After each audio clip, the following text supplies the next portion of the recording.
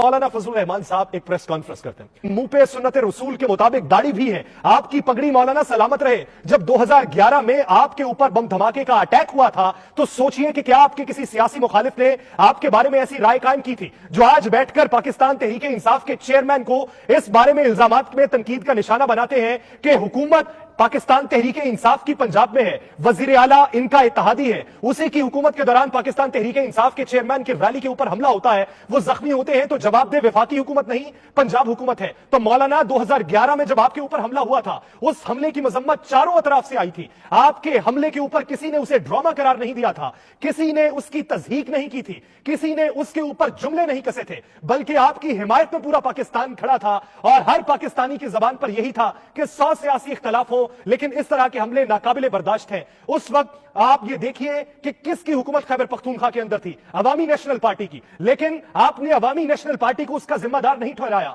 उस वक्त की अखबारात उठा के देख लें, उसकी शह सुर्खियों के अंदर क्या तहरीर दर्ज थी। आपके ही मौलाना अब्दुल गफूर हैदरी अमेरिका की CIA के ऊपर इल्जाम धरते हैं और साथ ही साथ हुकूमत पाकिस्तान को उसका जिम्मेदार करार देते हैं। आप इल्जाम धरते थे कि अमेरिका को आपने पाकिस्तान के अंदर इतनी खुली आजादी दी और वफाकी हुकूमत ने दी कि खैबर पख्तूनख्वा के अंदर ऐसा सानिया पेश आया कि जिसमें मुल्क की मायानाज सियासी शख्सियत के ऊपर हमला होता है। बैक टू बैक 2011 में आप पे 2 हमले हुए, 2014 में भी आप पे हमला हुआ, आप तमाम हमलों में बच निकले और खुदा का शुक्र अदा किया पाकिस्तान की आवाम ने, पाकिस्तानी सियासी लीडरशिप ने, कि पाकिस्तान के अंदर एक ऐसी हिजानी कैफियत नहीं पैदा हुई जिसका मोर्दे इल्जाम पता नहीं किसे ठहराया जाता और पाकिस्तान खाना जंगी का शिकार न हो जाता। मौलाना साहब, आज भी बैठ के आपने ये बात की कि बम के टुकड़े तो होते हैं, गोलियों के टुकड़े नहीं होते। फॉरेंसिक करवाइए, उस फॉरेंसिक में आप तक ये भी हकायक पहुंचेंगे कि गोली कितनी रफ्तार से चलती है और उसका दौरानिया अगर ज्यादा दूर हो तो वो कौन सी साख्त इख्तियार कर जाती है। अगर गोली लकड़ी के साथ टकराए